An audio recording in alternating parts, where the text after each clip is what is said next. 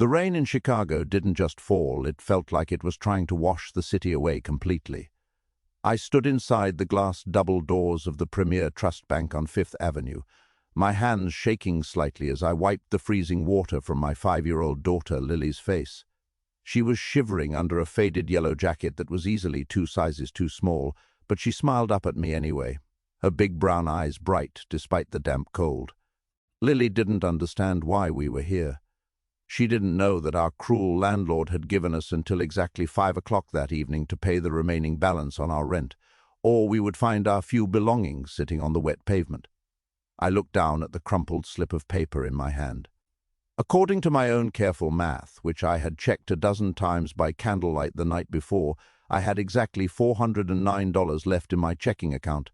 The rent balance was $400. That would leave me with $9 to buy a loaf of bread and some milk to get us through the weekend until my freelance design invoice cleared on Monday morning. It was a razor-thin margin, the kind of financial tightrope that single parents walk every single day. But it was a plan. It was survival. When my name was finally called, I walked up to the counter of teller number 3. The nameplate read Ms. Vance, but the woman sitting behind the glass didn't look up immediately. She was typing on her computer, her long manicured nails clicking loudly against the keyboard. Her expression was one of deep, permanent annoyance, as if the very presence of customers in the bank was a personal insult to her time. When she finally looked at me, her eyes scanned my faded denim jacket, my worn-out boots, and the shivering little girl clinging to my leg. I could see the instant judgment forming in her mind. To her, I was just another broke face in a city full of them. "How can I help you?" she asked, her voice flat, sharp, and entirely devoid of human warmth. "Good afternoon," I said, trying to keep my voice steady and professional despite the desperation clawing at my throat. "I need to make a cash withdrawal of $400 from my checking account, please." I handed her my debit card and my identification through the small slot in the glass. She took them with the tips of her fingers, as if she were handling something dirty from the street. She swiped the card and began typing. Within 3 seconds, a deep frown etched itself onto her face. She stopped typing, leaned back in her leather chair, and crossed her arms. "I can't process this withdrawal," she stated loudly. Too loudly. Several people in the nearby waiting area turned their heads to look directly at us. My heart skipped a beat, and a cold sweat broke out on my neck. "I'm sorry?" "Why not? The funds should be there. I checked the balance online last night." "Your current balance is $409, she stated, her voice echoing off the high marble walls of the branch. "However, there is a newly applied monthly account maintenance fee of $18 that was automatically debited at midnight. Your actual available balance is $391. You are exactly $9 short of your requested withdrawal amount. The transaction is completely declined." The room seemed to spin around me. $9. A hidden corporate fee had stolen $9 from my account overnight, and because of that, my daughter and I were about to be thrown out into the rain. "Please, Miss Vance," I whispered, leaning closer to the glass so the rest of the lobby wouldn't hear my deep shame. "There must be something you can do. It's just $9. Can you waive the fee? I've been a loyal customer with this bank for 5 years. I've never had an overdraft. If I don't get this $400 right now, my daughter and I lose our apartment tonight. Please, just look at her." Miss Vance didn't look at Lily. Instead, she let out a short, mocking laugh that felt like a physical blow to my face. "This is a financial institution, sir, not a charity," she said, her voice rising even higher, intentionally drawing the attention of the entire room. "If you cannot afford an $18 account fee, you shouldn't have an account at a premier bank like this. I am not waiving anything, and I certainly am not going to break banking regulations for someone who can't even manage a simple budget. You need to step away from the counter.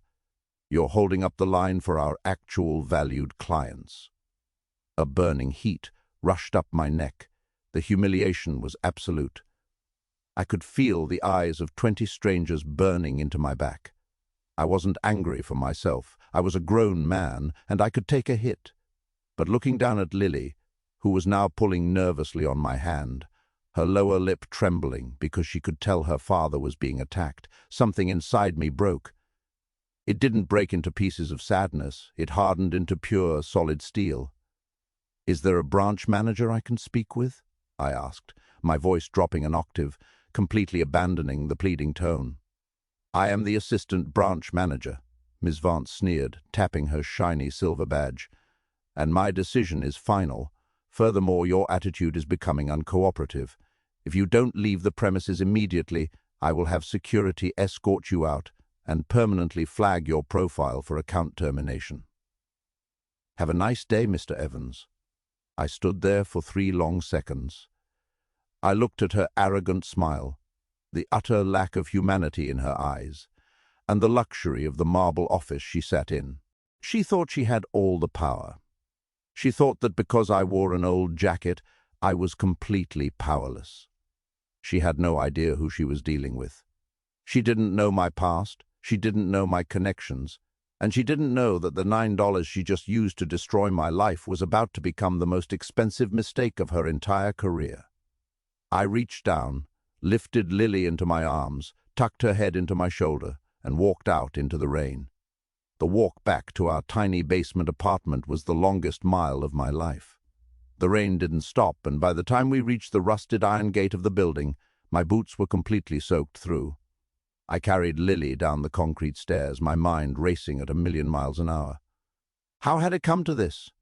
2 years ago, I wasn't walking through the rain to beg for $9. 2 years ago, I was the senior creative director at one of the top architectural design firms in the Midwest. My wife and I had a beautiful home, a healthy savings account, and a bright future. But life has a way of tearing down the structures you build when you least expect it. When my wife passed away after a sudden, aggressive illness, the medical bills tore through our savings like a tornado through a paper house. To make matters worse, the grief and the sudden demand of being a solo caregiver to a traumatized 3-year-old meant I couldn't keep up with the 80-hour work weeks my firm demanded. They let me go with a polite handshake and a meager severance package. Since then, I had been scraping by on freelance design contracts, doing everything in my power to keep a roof over Lily's head. I sold my car, my watch, and every piece of furniture that wasn't an absolute necessity. We moved into this damp basement apartment owned by Mr. Henderson, a man whose heart was as cold as the broken radiator in our living room.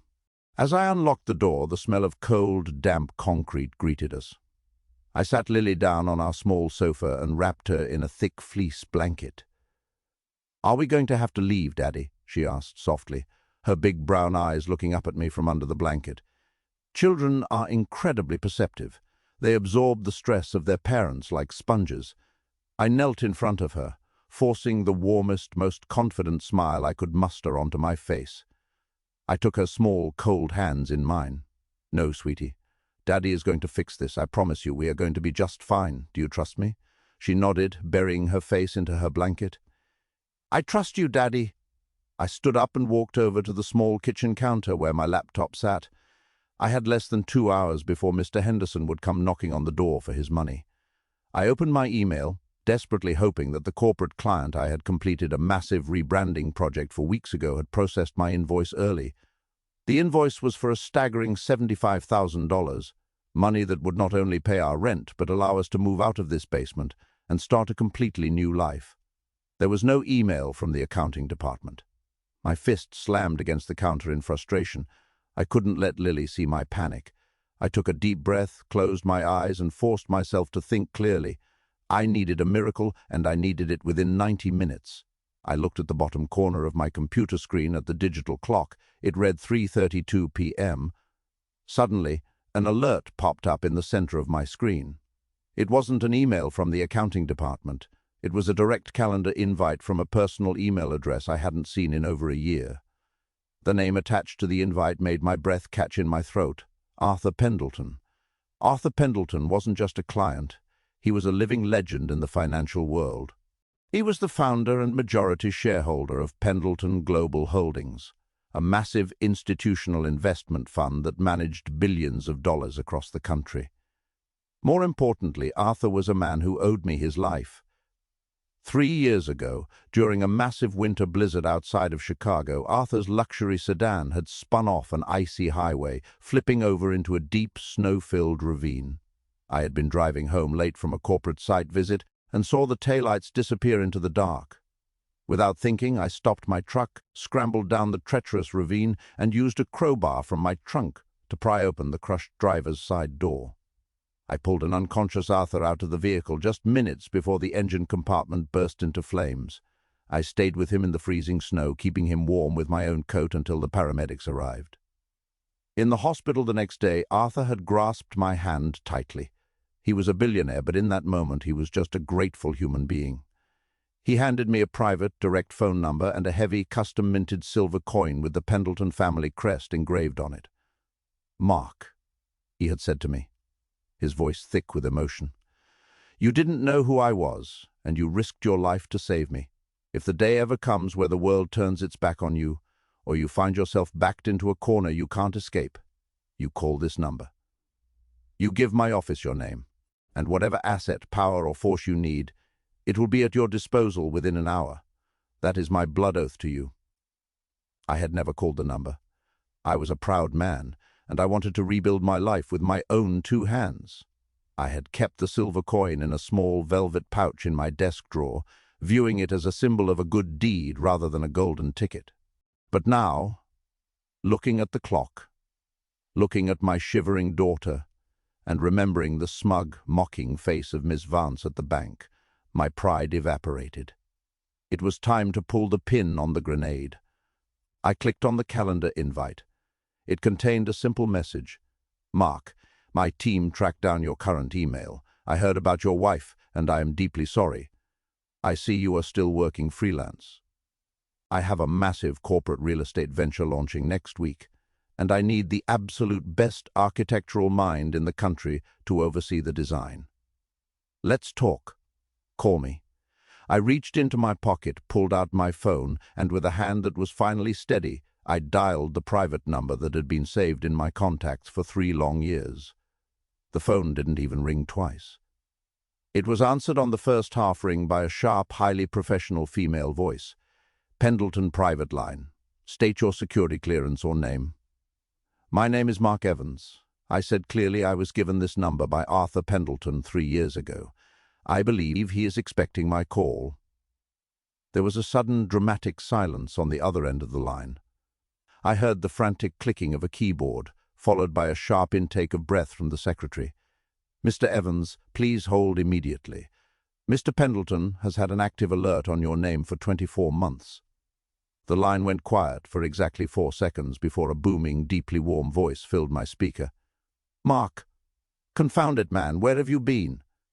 I've had my people looking for you across 3 states after your old firm told me you left. How are you?" Hearing Arthur's voice was like watching the sun break through a storm cloud. "Arthur," I said, unable to hide the exhaustion in my tone. "I'm alive, but I'm going to be completely honest with you. I am backed into that corner we talked about 3 years ago." Arthur's tone shifted instantly. The jovial, wealthy old man vanished, replaced by the razor-sharp, terrifyingly serious Titan of Wall Street. "Tell me everything, right now. Who do I need to destroy?" "It's not a person, Arthur. Well, it is, but it's bigger than that. It's about a bank. Premier Trust Bank on 5th Avenue. Premier Trust." Arthur barked out a short, dark laugh. "Mark, you've got to be joking. Do you know who owns Premier Trust?" "No," I replied, confused. "Pendleton Global Holdings bought an 80% controlling stake in Premier Trust Capital last quarter," Arthur revealed, his voice dripping with absolute authority. "They are a subsidiary of my main fund. It is my bank, Mark. What did they do to you?" I took a deep breath and laid out the entire story. I told him about the freelance contract delay. I told him about the landlord waiting at 5 o'clock. I told him about walking into the branch with my freezing 5-year-old daughter, begging for a waiver on a newly applied $9 fee so I could pay my rent. And then I told him exactly what Ms. Vance had said to me. I recounted every single word of her mockery, her loud public humiliation of my financial status, her threat to have security throw me out, and her assertion that people like me didn't belong in her premier institution. By the time I finished speaking, the line was so quiet I thought the call had dropped. "Arthur, are you there?" I asked. When Arthur spoke again, his voice was low, quiet, and carried a terrifying weight that made the hairs on my arms stand up. It was the voice of a man who could erase multi-million-dollar corporations with a single stroke of a pen. "Mark, where are you right now?" "I'm at my apartment with Lily. We have about an hour before our landlord shows up to evict us." "Listen to me very carefully," Arthur said, each word measured and heavy. "Within 15 minutes, a black luxury transport will arrive at your door. The driver's name is Thomas. He is my personal security detail. He will hand your landlord a corporate check for a full year of your rent in advance, plus a massive inconvenience bonus. Your landlord will sign a document ensuring you are completely taken care of. Then, Thomas is going to bring you and Lily directly back to that exact branch of Premier Trust Bank." "Arthur, what are you going to do?" I asked, a slow smile finally breaking across my face. "I am currently sitting in my private helicopter, flying back to the corporate headquarters in downtown Chicago," Arthur stated coldly. "I am contacting the Chief Executive Officer of Premier Trust Bank, the Regional Director, and the entire Compliance Board. We are going to hold an emergency executive session. But we aren't holding it in a boardroom, Mark. We are holding it in the lobby of that Fifth Avenue branch. I want you to walk back into that bank at exactly 4:30 p.m. Wear your old denim jacket, hold your daughter's hand, and when you walk up to teller number 3, I want you to look her in the eye and tell her you want to make a withdrawal." "A withdrawal of how much?" I asked. "Every single cent this bank owns," Arthur replied.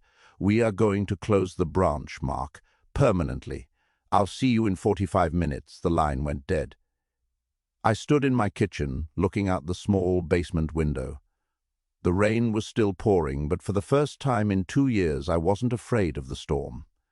Exactly 14 minutes later, the unmistakable sound of a heavy, high-end engine rumbled to a halt directly outside our iron gate.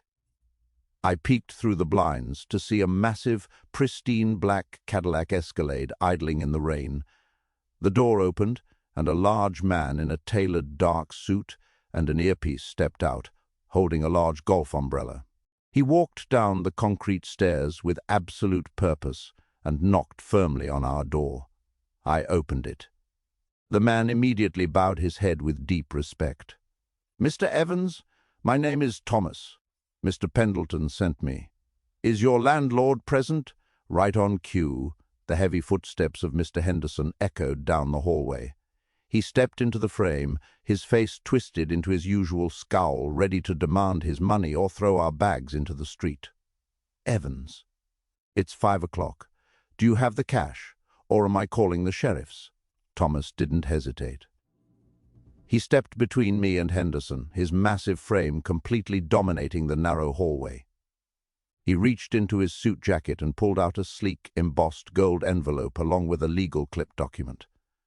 "Mr. Henderson," Thomas said, his voice dropping like an anvil, "I am the head of legal security for Pendleton Global.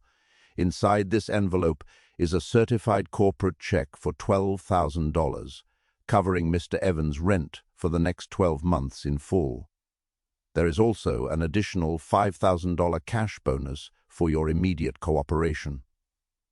Sign this non-disclosure and lease guarantee form right now, or my legal team will tie your property up in building code violations until you are bankrupt. Choose wisely." Mr. Henderson's jaw dropped so low, I thought it might detach from his face. He looked at the massive black vehicle outside, looked at Thomas's tailored suit, and stared at the gold envelope as if it were a magical artifact.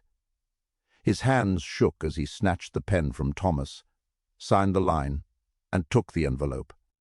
He didn't say a single word to me. He just turned around and practically sprinted back up the stairs. Thomas turned back to me, his expression softening into a respectful smile. "Mr. Evans, your home is secure. Your daughter is safe. Now, if you please, Mr. Pendleton is waiting for us at the bank." "The vehicle is ready." I looked down at Lily. I had wrapped her in a clean, warm sweater. I put my old, faded denim jacket back on. I didn't want to change my clothes. I wanted to look exactly the same as I did 2 hours ago when I was treated like trash. I wanted Miss Vance to recognize every single thread of the fabric. "Come on, Lily," I said softly, lifting her up. "Let's go finish some business." The ride in the Escalade was silent and smooth. Lily stared out the window at the city lights, completely amazed by the luxury of the leather seats and the built-in screens. As we approached the Fifth Avenue branch of Premier Trust Bank, I noticed something unusual. The street outside the bank was lined with 4 sleek black luxury sedans with government plates, along with a massive mobile broadcast unit. Thomas pulled the vehicle up directly to the front entrance, blocking the main crosswalk. He stepped out, opened my door, and held the umbrella over us as we walked toward the glass doors. Through the glass, I could see that the atmosphere inside the bank had completely changed. The normal, quiet hum of a Friday afternoon financial institution was gone. Instead, there was an air of frantic, absolute panic. Employees were running back and forth between offices with stacks of files. Security guards were standing at strict attention near the entrances. And there, sitting behind teller counter number 3, was Ms. Vance. She was furiously typing on her computer, her face pale, sweating through her makeup. She had obviously received word that something catastrophic was happening at her branch, but she didn't yet know that the catastrophe was walking through the front door wearing a faded denim jacket. I pushed the heavy glass doors open. The bell chimed. I took a deep breath, gripped Lily's hand tightly, and stepped back onto the marble floor. The moment I stepped into the lobby, the security guard who had eyed me suspiciously 2 hours ago walked toward me. But before he could say a word, Thomas stepped into the lobby behind me, giving the guard a look that instantly rooted him to the spot. The guard took one look at Thomas's earpiece and the gold Pendleton pin on his lapel, and immediately took 3 steps backward, bowing his head. The lobby was filled with high-level executives in $12,000 suits. I recognized the regional director, a man named Mr. Sterling, whom I had seen in corporate finance magazines. He was pacing back and forth, frantically whispering into an encrypted cell phone. Beside him stood 2 men from the Banking Compliance Board, looking through digital tablets with expressions of sheer terror. I walked calmly across the polished floor, the thud of my worn-out boots echoing loudly in the silent room. I walked straight toward teller counter number 3. Miss Vance was staring at her screen, her hands trembling so badly she dropped her pen. When the shadow of my presence fell across her desk, she looked up. For the first 2 seconds, her brain couldn't process what she was seeing. She saw the denim jacket, the little girl, the man she had mocked and threatened to throw into the rain over $9. A look of intense disgust began to form on her face, her old arrogance trying to reassert itself. "You again?" she hissed, lowering her voice but maintaining that venomous tone. "I thought I told you to leave this premises. Did you not understand me? I told you your account was frozen for turity. Remove this man immediately." None of the security guards moved. They stood like statues. "Ms. Vance," I said, my voice completely calm, steady, and loud enough to carry across the entire room. "I'm back. I'd like to make that withdrawal now." "Are you insane?" She laughed, a shrill, panicked sound. "I already told you, you don't have the money. You are short. You are a broke single father who can't even pay an account fee. Get out before I have you arrested." "He isn't going anywhere," a voice boomed from the back of the executive circle. The crowd of high-level suits immediately parted like the Red Sea. Walking through the center of the room was Arthur Pendleton. He wore a flawless, dark charcoal suit, his silver hair immaculate, his eyes fixed on Miss Vance like a hawk locking onto its prey. Beside him walked a tall, sharp-faced man who looked like he hadn't smiled in 40 years. The Chief Executive Officer of Premier Trust Bank, Richard Vance. No relation to the teller, but the shared last name was a cruel irony that was about to end. Miss Vance's face turned from pale to completely translucent. Her mouth opened and closed like a fish out of water. Mr. Pendleton? Mr. Vance? What is the meaning of this? This man is a vagrant. He's disrupting the branch. CEO Richard Vance stepped forward, his voice cutting through the air like a razor blade. Shut your mouth, Sarah. Shut it right now if you want to leave this building with your dignity intact. Sir, she whispered, completely terrified. Arthur Pendleton walked past the executives, straight over to me. In front of every employee, every executive, and the remaining shocked customers in the lobby. The billionaire patriarch of Pendleton Global extended his hand and gripped mine firmly. He then knelt down on the hard marble floor, completely disregarding his expensive suit, and smiled warmly at Lily. "Hello there, beautiful," Arthur said gently, reaching into his pocket and pulling out a small, beautifully wrapped chocolate bar. "I am so sorry you had to be cold today. Your daddy is a hero. Did you know that?" Lily smiled and took the chocolate. "I know. He keeps me safe."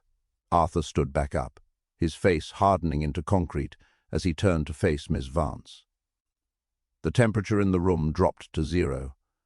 "This man," Arthur said, pointing a finger at my chest, "is Mark Evans.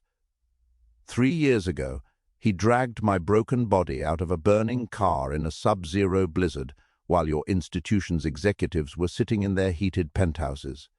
He is a master designer, a man of absolute honor, and a personal brother to me.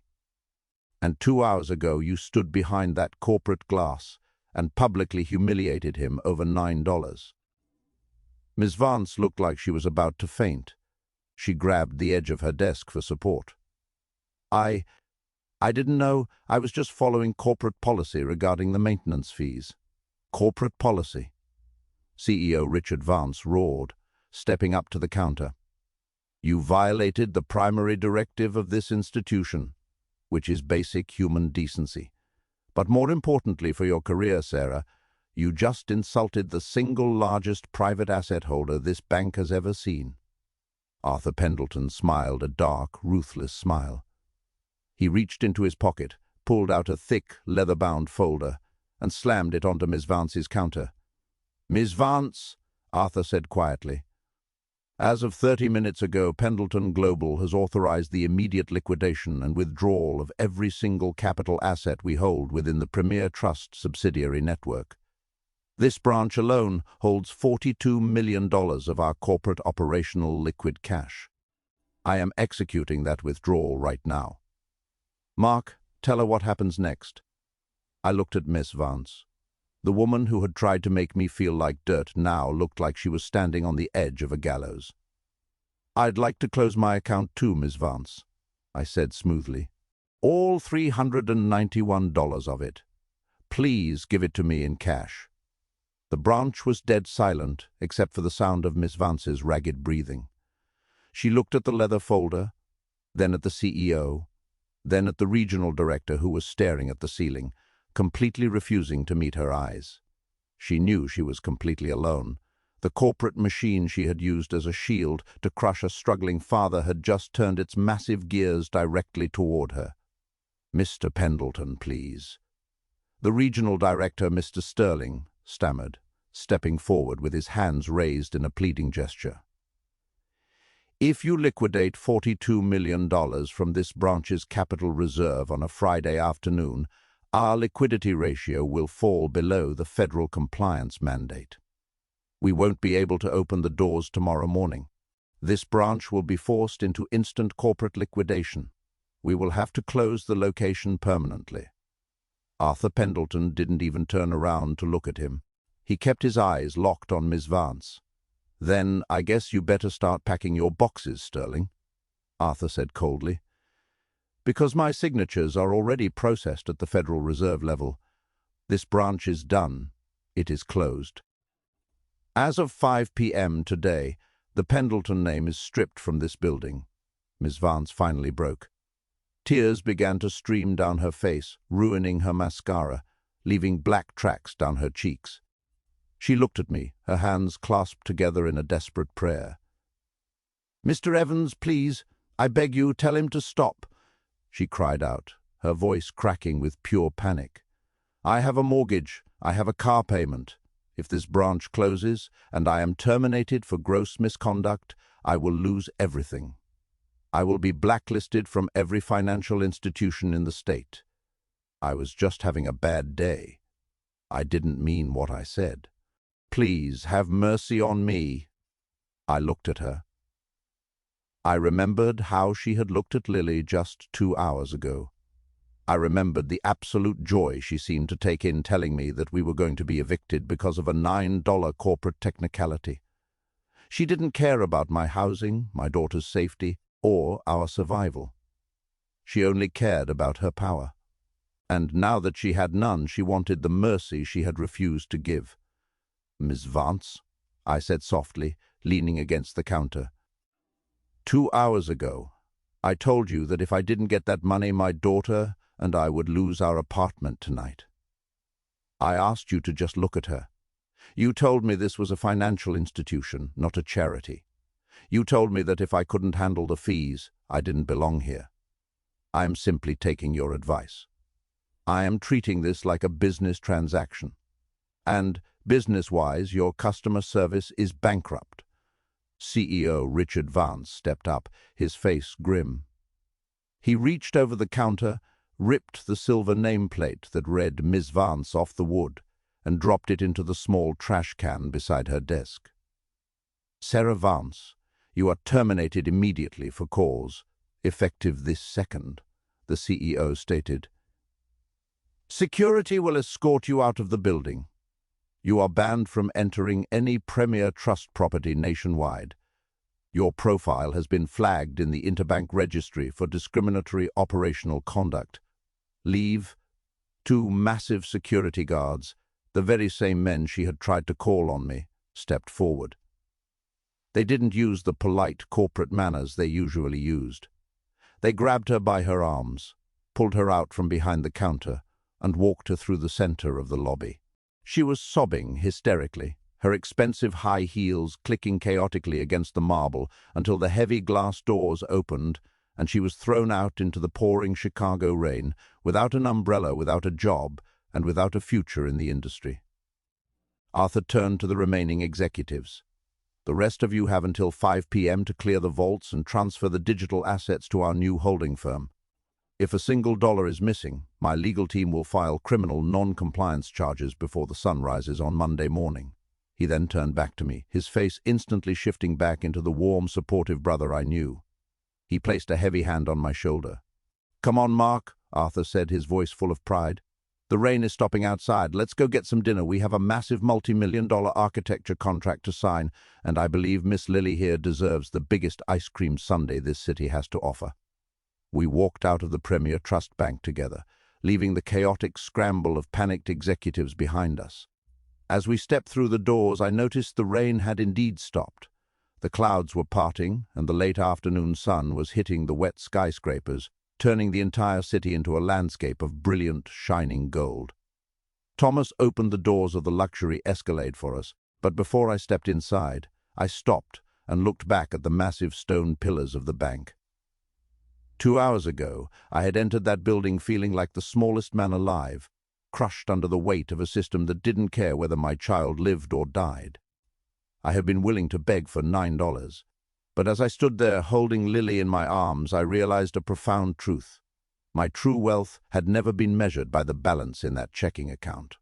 It wasn't defined by the $18 fee that had triggered the storm, nor was it truly defined by the $75,000 contract I was about to sign with Arthur. My true wealth was sitting right here, resting her head against my shoulder, completely safe and completely loved. The world of corporate greed, of people like Miss Vance who use small amounts of authority to crush those they deem beneath them, is a fragile empire built on sand. They think their status protects them, but they forget that the tides can change in an instant, A single act of kindness I performed 3 years ago in a dark snowstorm had come back to save my family when we needed it most. Life has a beautiful, terrifying way of balancing the scales. "Daddy?" Lily whispered, looking up at the clear sky. "The storm is over." "Yes, sweetie," I said, kissing her forehead as I placed her into the warm leather seat of the vehicle. "The storm is completely over." We drove away from Fifth Avenue, leaving the closed bank in our rearview mirror. I knew that challenges would come again. Life never stays perfectly calm forever, but I also knew that as long as I stood firm, acted with integrity, and protected the people who depended on me, there was no corporate giant or arrogant elite that could ever truly break us. The lesson was etched into my mind forever. Never judge a man by the jacket he wears, because you never know when the person you are looking down on is the very same person who holds the key to your entire kingdom. The news of the sudden closure of Premier Trust's flagship branch sent shockwaves through the local financial sector. By Monday morning, the business papers were filled with questions about why Pendleton Global Holdings had abruptly pulled $42 million in liquid capital out of the subsidiary. There were rumors of massive internal compliance failures, but Arthur's legal team kept the exact details of the $9 disrespect tightly under wraps. They didn't need a public media circus. The message to the banking network had already been delivered loud and clear. Meanwhile, Lily and I were experiencing a completely different kind of morning. For the first time in 2 years, I didn't wake up with a heavy weight crushing my chest. I didn't have to check my banking app with trembling fingers. I woke up in a bright, warm hotel suite downtown, a temporary arrangement Arthur insisted on paying for until we found our permanent home. As I poured Lily a glass of fresh orange juice, my laptop chimed. I opened it to find an official corporate onboarding email from Pendleton Global. Attached was the initial retainer check for the new commercial estate project we had discussed. It wasn't $75,000 anymore. Arthur had personally adjusted the design budget. The balance on my screen didn't show $391 anymore. It showed a number that meant Lily would never have to wear a jacket that was too small ever again. Later that afternoon, Thomas arrived to drive me to the site of the new architectural project. It was a massive, empty plot of land overlooking the river, designated for a community cultural center. "Mr. Pendleton wanted me to give you this, sir," Thomas said, handing me a sleek matte black fountain pen with the Pendleton crest engraved on the clip. He said a master designer should only use the finest tools to sketch the future. "Thank you, Thomas," I said, holding the heavy pen. I looked out over the river, feeling the wind against my face. 2 days ago, I was a ghost walking through the streets of Chicago, ignored and discarded by a society that only respects wealth. Today, I was the lead architect of a landmark project that would bear my name for decades to come. But I knew I couldn't let the sudden influx of money change who I was. The memory of the freezing rain and the cold glass of teller counter number 3 was still fresh in my mind. I didn't want to become like the elites who looked down on the struggling. If this new wealth gave me anything, it gave me the power to ensure that others wouldn't have to experience the humiliation I went through. I pulled out my phone and dialed a number I had looked up earlier that morning. It was for a local legal aid society that specialized in protecting low-income tenants from wrongful evictions. "Good afternoon," I said when the receptionist answered. "My name is Mark Evans. I'd like to arrange an anonymous corporate donation to your legal defense fund. I want to clear the pending rent balances for every single parent currently facing eviction in the West District this month." As I hung up the phone, I felt a deep, profound sense of peace. True revenge wasn't just about watching your enemies fall. It was about rising so high that you could reach down and pull others up with you.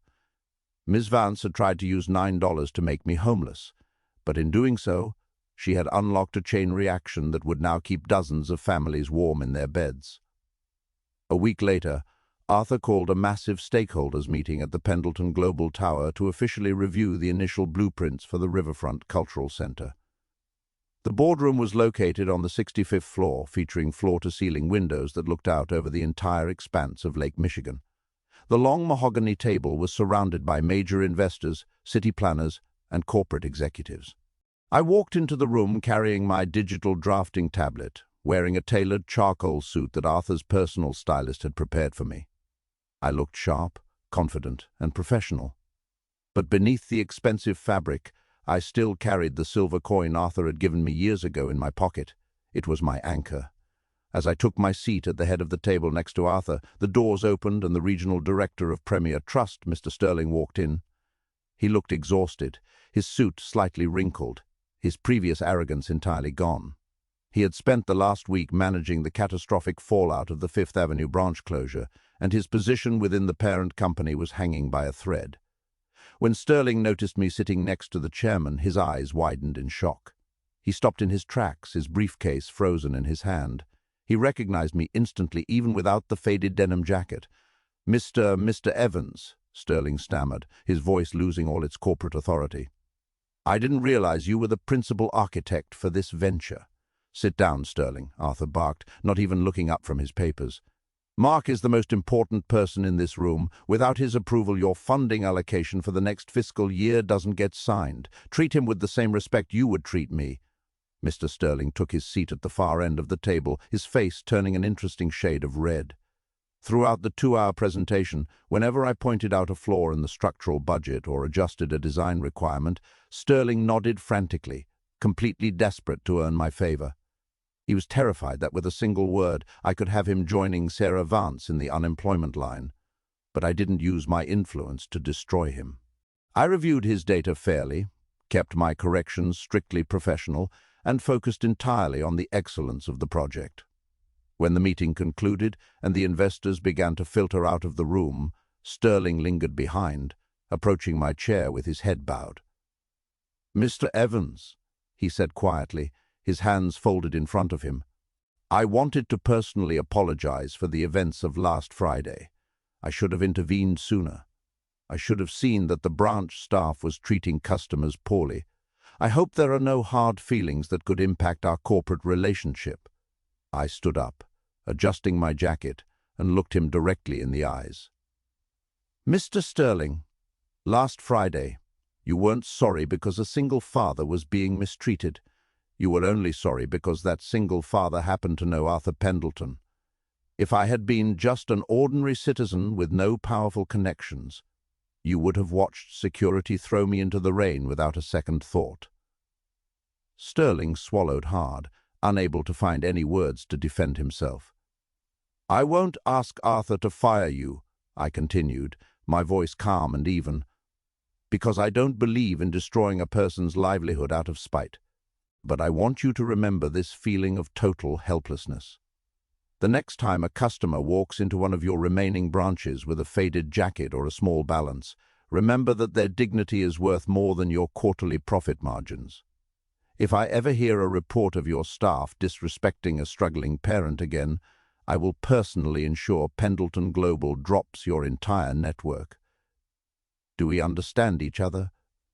"Perfectly, Mr. Evans," Sterling whispered, sweat rolling down his temple. "Thank you for your grace." He turned and practically fled the boardroom. Arthur, who had been watching the exchange from the window, let out a soft laugh and walked over, clapping me on the back. "You handled that like a true leader, Mark," Arthur said, his eyes filled with genuine respect. "Most men would have demanded his head on a platter. You gave him a lesson he'll never forget instead." "Destroying people doesn't make me feel rich, Arthur," I replied, looking out at the city below. "Protecting people does." As the months passed, the Riverfront Cultural Center began to take shape. The steel foundations were driven deep into the earth, and the massive glass arches I had designed began to rise against the Chicago skyline. The project became a symbol of renewal for the entire community, creating hundreds of local construction jobs and providing a modern space for arts and education. But the most significant change wasn't the building, it was the shift in corporate culture that rippled out from that $9 conflict.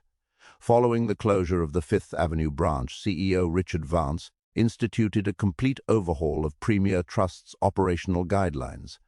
The hidden maintenance fees that had targeted low-balance accounts were permanently eliminated across all remaining locations. The bank established an emergency grace fund, allowing branch managers to waive minor overdrafts and assist customers experiencing sudden financial hardship. A mandatory empathy and community service training program was implemented for all customer-facing staff. One Saturday afternoon, I decided to take Lily back to the neighborhood where our old basement apartment was located. I wanted to see how the local legal aid society was using the donations I had been funding. As we walked down the familiar sidewalk, I saw a woman stepping out of a local grocery store, holding the hand of a little boy. She was wearing a worn-out coat, but her face was bright and relaxed. I recognized her. She was an old neighbor from my building who had been struggling to make ends meet after losing her factory job. "Mark?" she called out, her eyes widening as she saw me. "Is that you? Look at you. You look incredible." "Hi, Elena," I said, greeting her with a warm smile. "How have things been around the building?" "You won't believe it, Mark," she said, her voice thick with emotion. 2 months ago, old Henderson was ready to evict me and my boy. I was completely terrified. Then, out of nowhere, this legal aid group showed up. They paid off my entire back rent and helped me secure a new employment contract with the city. They said an anonymous donor had cleared the ledger for the whole neighborhood. It was like an angel touched our lives. I looked down at Lily, who was smiling up at me, keeping our little secret safe. "That's wonderful news, Elena," I said softly. "I'm so glad you're taken care of." "We all are," she said, shaking her head in amazement. "It just goes to show you, just when you think the world is too cold to survive, something shifts." We said our goodbyes and continued our walk. As we passed the empty, boarded-up building on Fifth Avenue where the Premier Trust branch used to stand, I saw a large city notice posted on the dark glass doors. The property had been acquired by the Municipal Development Board. In less than a year, the cold marble lobby where Sarah Vance had mocked my poverty would be transformed into a free public daycare and family resource center funded entirely by a grant from the Evans Architectural Group. The very place that had generated so much shame and pain for a single father was being repurposed into a sanctuary of support for hundreds of others. The circle was complete. 2 years after the day that changed everything, the Riverfront Cultural Center held its grand opening ceremony. The event was attended by the mayor, major civic leaders, and hundreds of ordinary citizens from the surrounding neighborhoods. The local high school marching band played, and the air was filled with the smell of popcorn and celebration. Arthur Pendleton took the stage first, his voice echoing through the massive outdoor amphitheater I had designed. He spoke about the importance of investing in human capital, about the hidden potential locked inside every citizen, and about the architecture of community. "And now," Arthur concluded, looking directly into the front row where Lily and I sat, "I want to introduce the man who brought this vision to life. A man who proved that true strength isn't found in the size of your bank account, but in the depth of your character. Please welcome our chief architect, Mark Evans." The crowd erupted into massive applause as I walked up the stairs to the podium. I looked out at the thousands of faces looking back at me. I saw wealthy investors in the very important person sections, but I also saw Elena, her son, and dozens of families from my old neighborhood standing in the main plaza, cheering loudly. I adjusted the microphone, taking a moment to look down at Lily, who was sitting proudly in the front row, wearing a beautiful blue dress, clapping her small hands with everything she had. "Thank you," I said, my voice clear and steady across the plaza. "When I began designing this center, I didn't want to create just another beautiful building made of glass and steel. I wanted to build a place that reminds us that every single person who walks through these doors matters. In our modern world, we are often taught to measure a person's worth by their status, their title, or the numbers on a screen. We are told that the powerful have the right to look down on the vulnerable." The crowd fell perfectly silent, hanging on every word. "But a building is only as strong as its foundation," I continued. "And the foundation of any truly great society is basic human decency, empathy, and mutual respect. 2 years ago, I was completely invisible to this city. I was a man backed into a corner, struggling to protect my daughter. But life taught me that when you are in your darkest hour, you must never allow the coldness of others to change the warmth of your own heart. Stand firm in your integrity. Act with kindness, even when the world gives you nothing but cruelty in return, because the scales of justice always balance out in the end." As I stepped back from the podium, the applause was deafening. Arthur walked over, his eyes misty, and pulled me into a fierce embrace. "You did it, brother," he whispered. "You truly did it." That evening, after the crowds had cleared and the lights of the cultural center were shining softly against the dark river, Lily and I walked along the new boardwalk together. She was holding a large balloon, her small hand tucked safely into mine. "Daddy?" she asked, looking up at the massive glass structure we had created. "Are we ever going to be poor again?" I stopped, kneeling down on the warm wooden planks, so I was eye to eye with my beautiful daughter. I brushed a stray hair from her forehead, my heart overflowing with a wealth that no bank could ever hold, no fee could ever diminish, and no arrogant corporate elite could ever steal away. "No, sweetie," I said softly, pulling her close into my arms. "We are never going to be poor again, because we learned that as long as we have each other, we have everything we will ever need." The storm that had started with a $9 insult had finally cleared, leaving behind a legacy of justice, empowerment, and a future that was as bright and boundless as the Chicago sky.